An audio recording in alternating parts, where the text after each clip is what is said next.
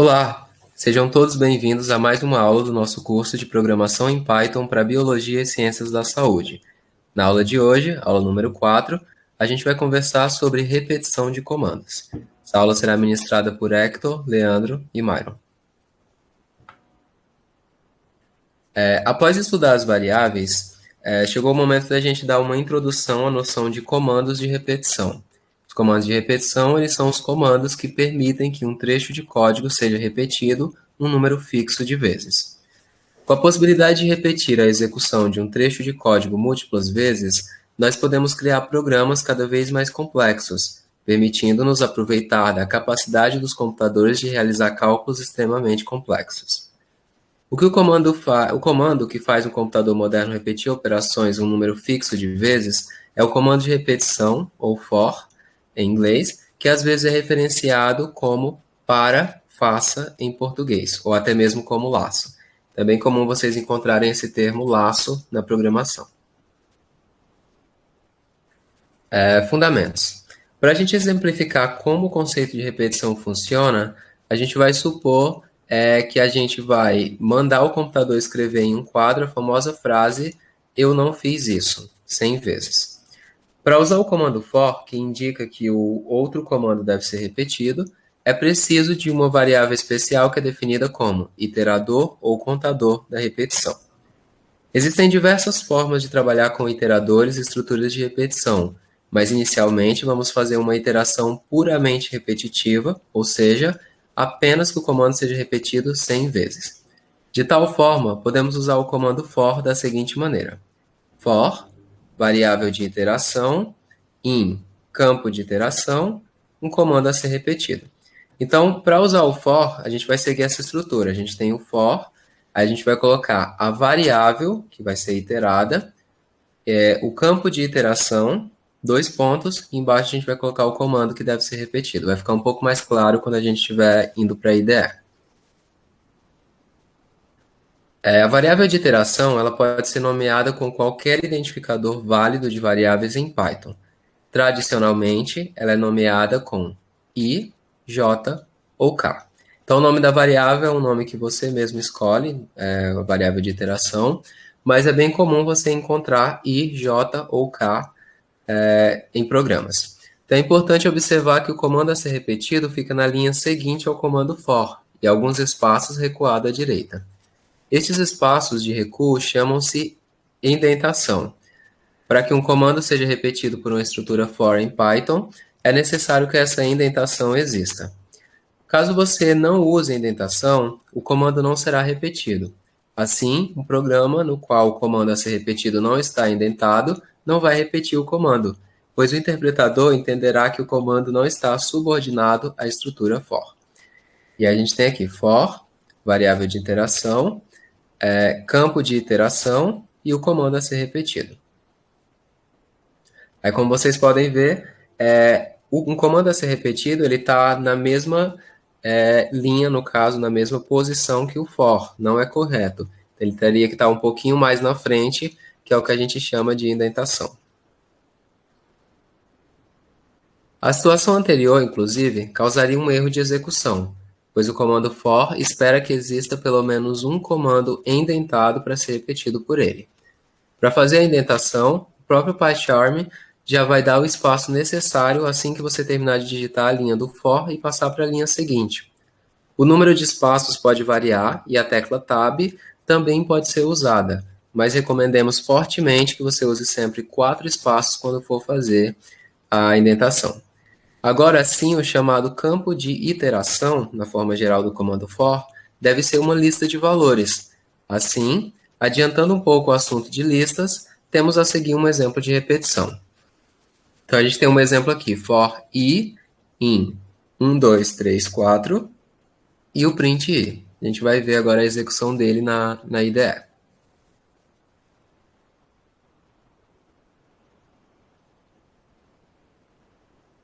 Como vocês podem observar, a gente tem for i in 1, 2, 3, 4. E aí, quando a gente coloca para imprimir o i, que é essa nossa variável, ele imprime primeiro o 1, depois o 2, depois o 3 e depois o 4.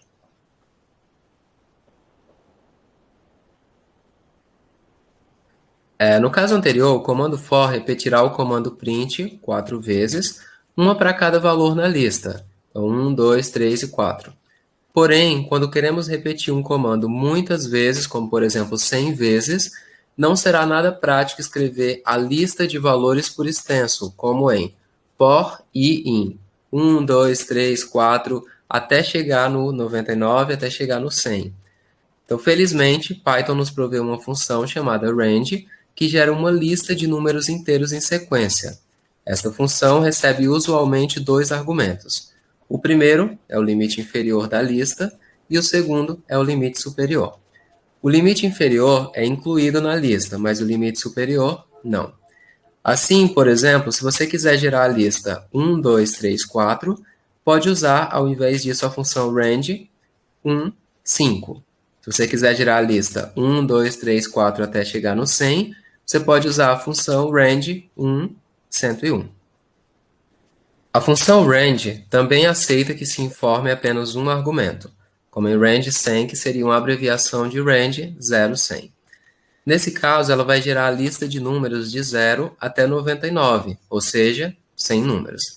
O programa então ficaria assim: for, a gente tem a variável de iteração, in, a gente tem o range 100 e embaixo o comando que deve ser repetido. Então, voltando para o exemplo do Bart, aquele exemplo que a gente viu daquela frase, que deve escrever 100 vezes no quadro negro a frase eu não fiz isso, o seguinte programa ordenará que ele faça isto. Então, a gente tem o for e em range 100 e o print eu não fiz isso. A gente vai ver agora a execução dele na IDE.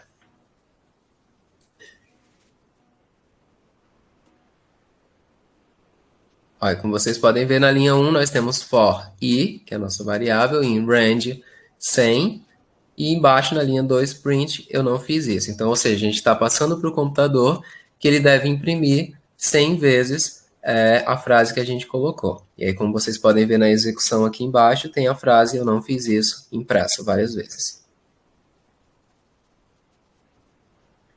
Podemos ainda adicionar a variável iteradora ao print para ajudar a contar as repetições, como em, por exemplo, for i em range 100, print i, eu não fiz isso. Vamos para a IDE para ver como fica.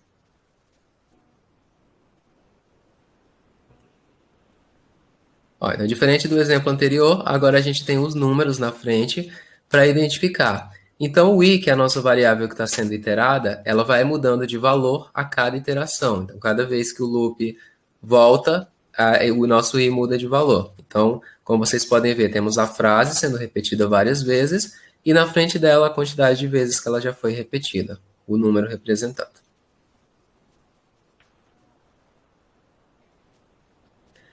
Os valores de início e fim em um range podem ser quaisquer números inteiros, inclusive negativos. É perfeitamente possível escrever algo como for i em range menos 30, 45 e print i, eu não fiz isso. Vamos ver o exemplo na IDE.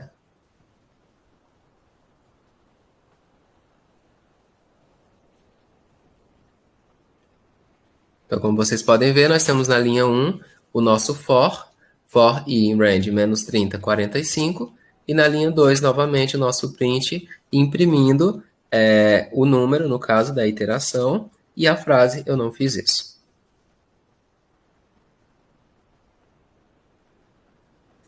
Nesse caso, a variável i é inicializada com menos 30 e a cada repetição passa a valer seu valor anterior, mais 1. Ou seja, menos 29, menos 28, menos 27, até chegar no zero e depois passar para os números positivos, 43, 44 e etc. Entretanto, é importante lembrar que o valor final deve ser maior do que o valor inicial. Caso isso não seja observado, a repetição não será executada nenhuma vez. O mesmo vale caso os valores inicial e final forem iguais. A repetição não será executada nenhuma vez.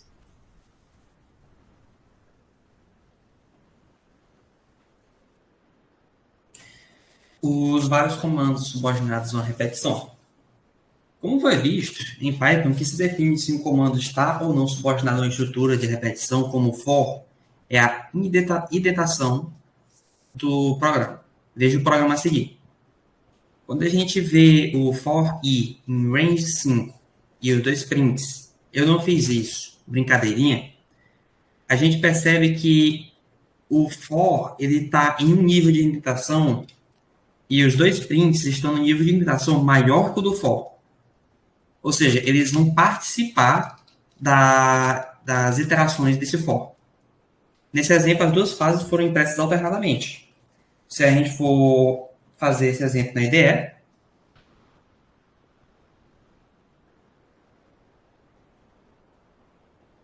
a gente percebe que para cada interação do nosso for, as duas fases são impressas.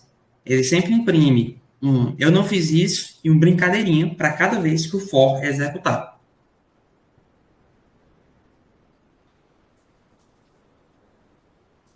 Agora, se a gente eliminar a indentação do segundo print, se a gente fizer for de in range 5, print, eu não fiz isso, e a gente diminuir o nível de indentação do segundo print, brincadeirinha, a gente vai perceber que o brincadeirinha ele só vai ser executado uma única vez.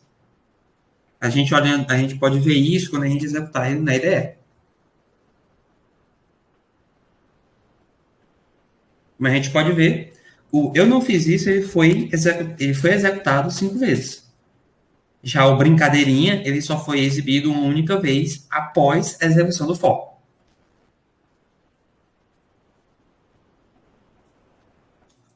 Agora, voltando nossa interação para a variável iteradora, ela é uma variável que ela muda de valor a cada vez que o comando for é repetido. E ela pode ser muito útil em certos cálculos matemáticos ou programas específicos. Em algumas situações, pode ser necessário que essa variável dentro do for não siga obrigatoriamente a sequência crescente de números inteiros, aumentando de 1 em 1. Por exemplo, suponha que precisamos da sequência dos números pares. Nesse caso, a gente pode utilizar a função range da seguinte forma: range 0, 12, 10, 12, 2. O 2 ele é um terceiro argumento opcional do range, que ele indica o passo do incremento do intervalo. Caso a gente não declare o 2 na chamada da função, ele vai usar o 1, o padrão. A chamada dessa função, range 0, 10, 2, vai retornar para a gente a lista 0, 2, 4, 6 e 8. Ou seja, na execução do nosso for, o valor da nossa variável iteradora vai ser 0, 2, 4, 6 e 8, a cada iteração do for. Caso a gente deseje utilizar o range como no exemplo anterior, é necessário indicar o valor inicial dele. Mesmo que a contagem comece em 0, se você omitir o 0, você não vai ter repetição nenhuma, pois essa função ela é interpretada como um intervalo que inicia em 10 e termina em 2. Ou seja, o valor final é menor que o inicial, ele não vai retornar nenhum valor para você. O seguinte programa ele serve de exemplo para a nossa nova forma de contagem. O for de i em range de 0, 10 a 2, e ele imprime o nosso valor de i a cada iteração. Se a gente olhar isso na IDE,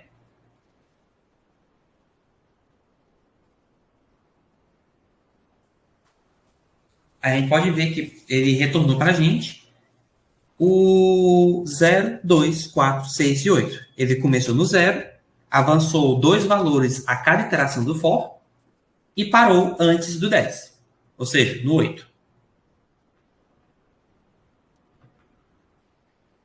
E se a gente quisesse fazer uma contagem regressiva? Para contar de trás para frente, a gente só precisa usar um valor negativo no passo do nosso range, o terceiro parâmetro. No caso do seguinte comando, for i em range 10, 0, menos 1, e ele vai imprimir o i para a gente, o range ele vai começar no 10 e ele vai andar menos 1 passos a cada execução do nosso for. A gente vai ter que a impressão do i vai ser 10, 9, 8, 7, 6, 5, 4, 3, 2, 1. Ele não vai imprimir o 0 porque, lembrando, no range, quando você declara o range de 0 a 10, A resposta que o range dá é de 0 a 9. O 10 não participa. Nesse caso, o 0 não está participando. Se a gente executar, a gente mostrar esse código, né, na IDE,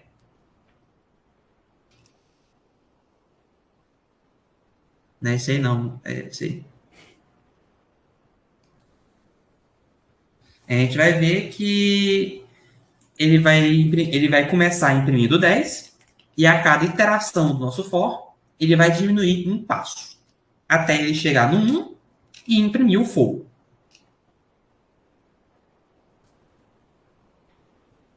Como a gente pode ver, o exemplo ele não chegou até o 0. Porque, como eu falei antes, o valor final do range ele não está incluso na contagem. Então, para a gente incluir o 0 na nossa contagem, a gente tem que usar o for de in range 10 menos 1 menos 1. Então, se a gente for ver isso na IDE,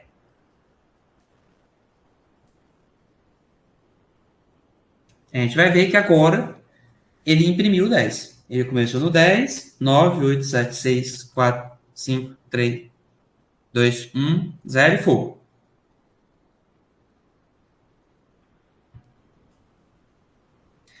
Os comandos de atualização de variáveis.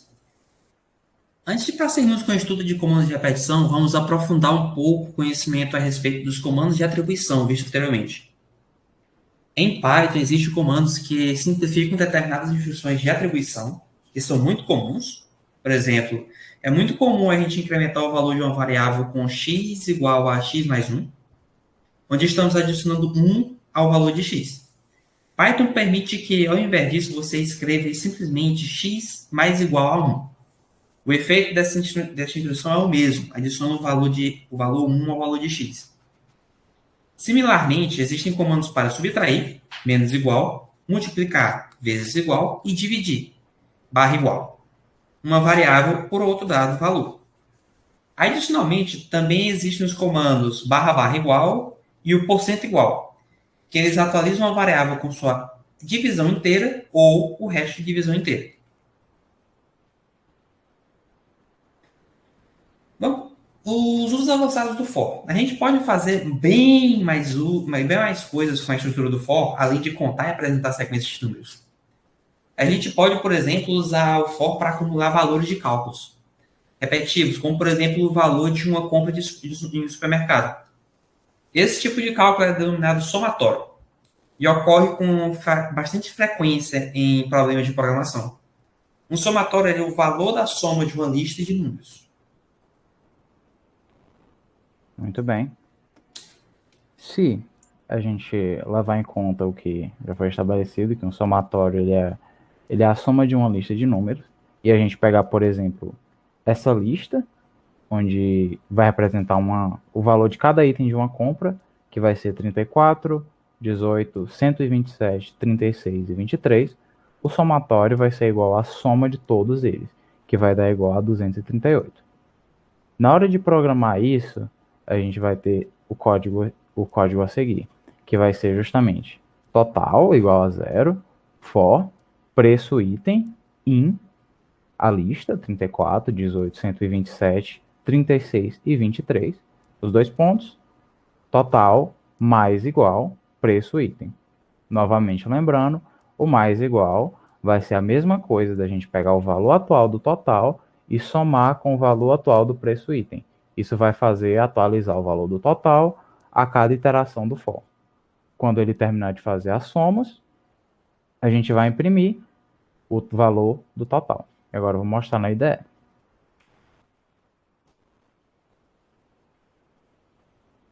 Como vocês podem ver, o valor impresso foi 238. Aqui nesse programa, como devem ter reparado, a primeira linha ela vai inicializar a variável total com 0, já que nenhum item foi somado a esse total até o momento. Vai ser necessário inicializar essa variável por causa da terceira linha do programa, que é o total mais igual preço item. Se o total, por um acaso, não tivesse sido inicializado, a soma do valor de preço item seria feita com o valor de total, que estaria indefinido, o que ia causar um erro no programa, ou seja, a gente tem que definir, a gente tem que especificar um valor inicial para total, que nesse caso seria 0. E eu vou mostrar na IDE o erro que acontece caso a gente não especifique, caso a gente não inicialize o total. Tá vendo? Aqui o próprio PyCharm já indica que tem um problema com essas linhas vermelhas. Se a gente for executar, ele vai justamente dizer que o nome total não está definido. Ou seja, a gente tem que definir e inicializar com um valor igual a 0. Bem, outro exemplo de cálculo de somatório que utiliza o for pode ser calcular a soma de todos os números inteiros dentro de um intervalo qualquer.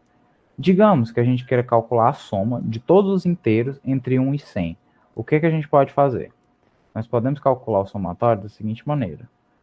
Primeiro a gente vai declarar uma variável para receber os valores desse somatório, que vai ter o nome somatório e vai ser inicializado com o valor 0.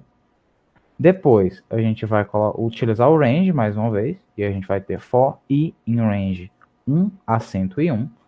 Lembrando mais uma vez que o 101 não vai estar dentro da iteração do for, porque ele vai de 1 até 100. O valor superior do range não está dentro dessa lista. É bom ter isso sempre em mente. E aí a gente vai basicamente utilizar somatório mais igual i. Ou seja, o somatório, que vai começar com 0, vai inicialmente ter o valor dele incrementado por 1, depois esse valor aqui já vai ser atualizado, vai começar com 0. Aí depois da primeira iteração vai virar 1.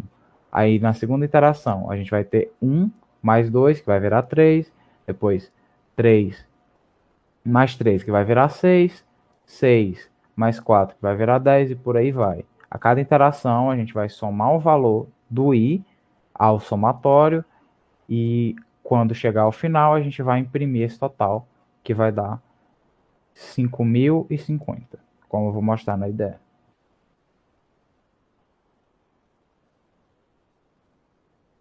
Como vocês podem ver, 5.050 após concluir todos os cálculos.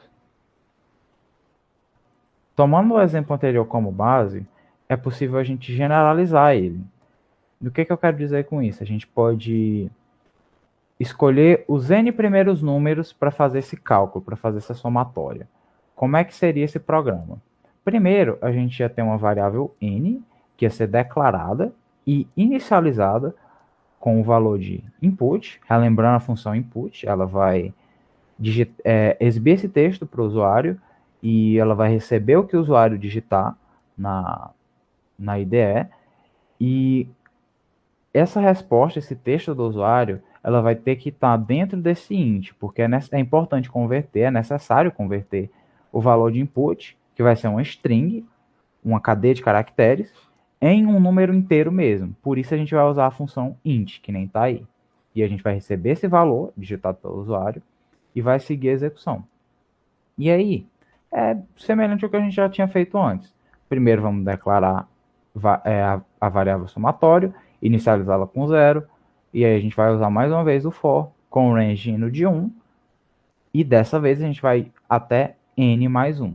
Se o usuário, por exemplo, digitar 50, a gente vai do 1 até o 50.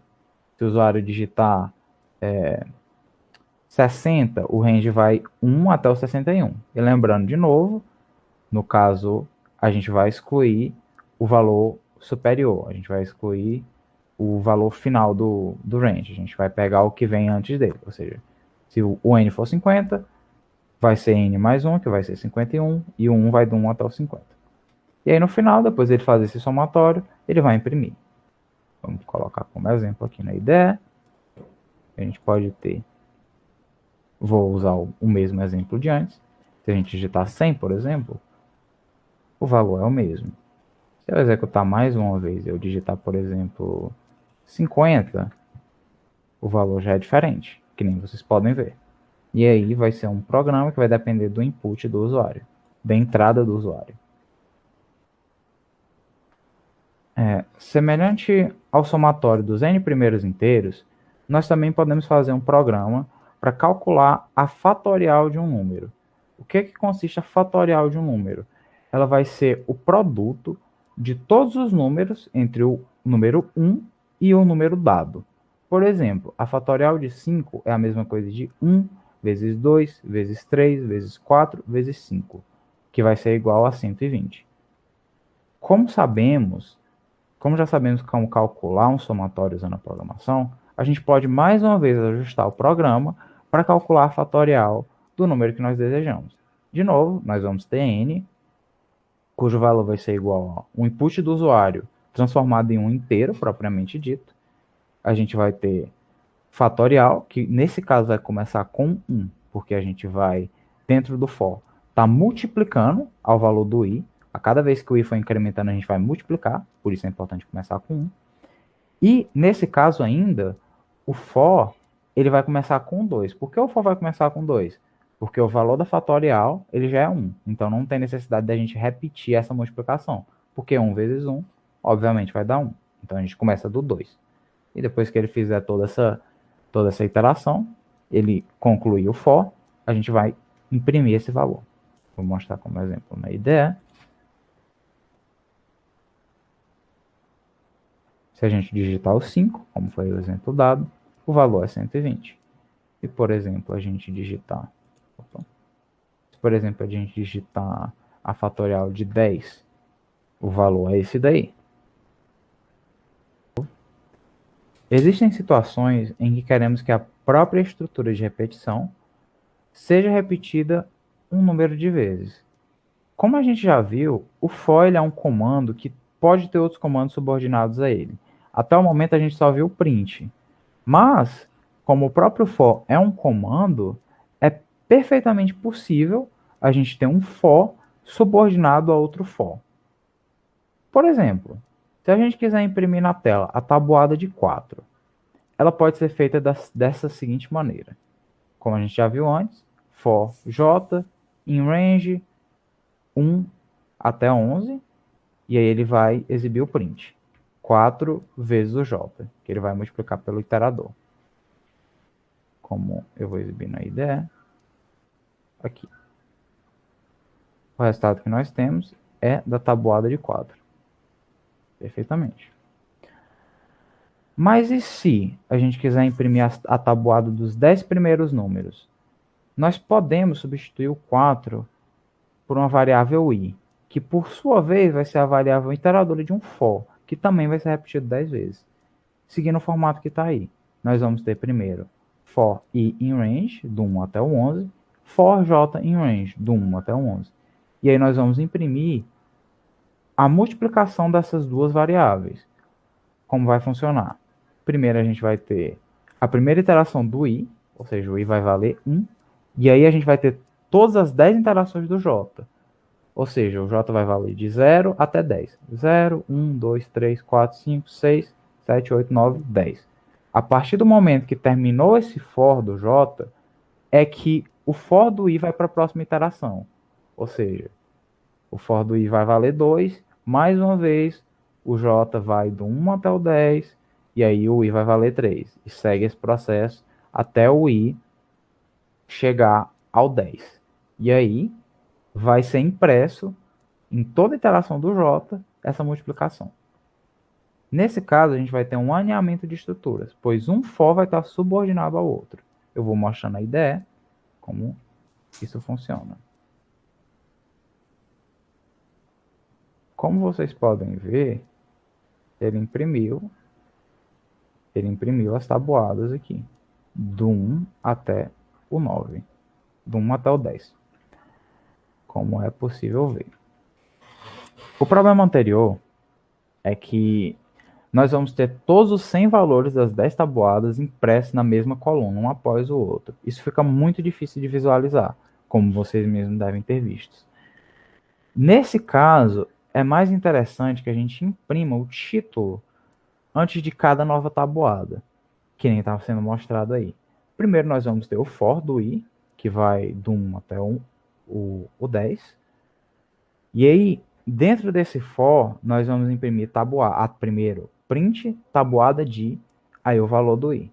E aí, só depois desse print, que nós vamos entrar no for do j. E no for do j, nós vamos imprimir a tabuada em si, as multiplicações. Desse jeito vai ficar bem mais fácil de visualizar qual tabuada é qual. Eu vou mostrar agora na IDE.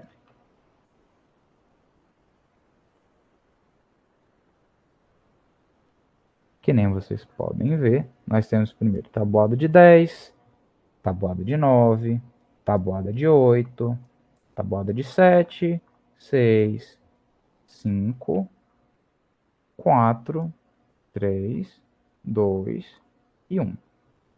Como eu falei, ele vai imprimir esse print uma vez para cada interação desse primeiro for, e depois que ele imprimir esse print, nós vamos ter as 10 iterações desse segundo for, que vai imprimir todos os valores das multiplicações. Quando ele terminar, chegou bem aqui no 10, ele vai para o próximo for, para a próxima iteração desse for bem aqui. Ou seja, o for que antes valia o iterador desse for, o i que valia 1, vai passar a valer 2, e aí ele vai imprimir tabuada de 2, e aí sim ele vai começar as multiplicações mais uma vez. Esse for aqui, de novo, ele vai começar com 1 e terminar em 10, que nem vocês podem ver no próprio exemplo. Ele faz primeiro o for do J, depois o for do I.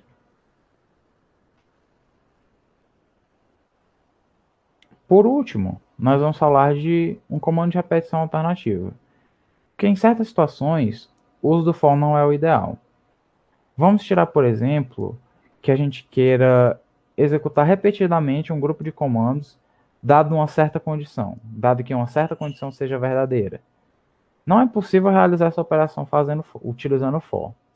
Nesse caso, nós vamos ter outro contador, que é o while. Como é que o while funciona? O while ele vai continuar executando enquanto a condição for verdadeira. Enquanto o que tiver nessa condição for atendido, ele vai continuar a executar. Se por um acaso nós coloquemos um código que tenha while true, o while vai executar infinitamente, porque como é true, ele sempre vai ser verdadeiro e nunca vai mudar, esse valor nunca vai ser diferente. Então, enquanto tiver while true, ele vai executar infinitamente. Nesse exemplo, nós temos o seguinte: nós vamos primeiro iniciar um contador com o valor de 0, e while, que significa enquanto esse contador for menor do que 5, nós vamos imprimir o valor do contador e nós vamos somar esse valor com 1. Deixa eu mostrar o exemplo na IDE. Se nós executarmos, nós vamos ter que ele vai executar 0, 1, 2, 3 e 4. Mas se, por exemplo, nós colocarmos o true aqui, porque do jeito que está funcionando atualmente, o contador vai até o 4. Quando o valor do contador for igual a 5, ele vai parar de executar. Por quê? Porque já vai quebrar essa condição vai virar falsa. Mas se nós declararmos o while deste jeito aqui, vocês vão ver que ele vai executar infinitamente. Como é possível ver, ele está executando e ele vai continuar a executar até que eu mate o processo, ou até que o processo mate o meu computador.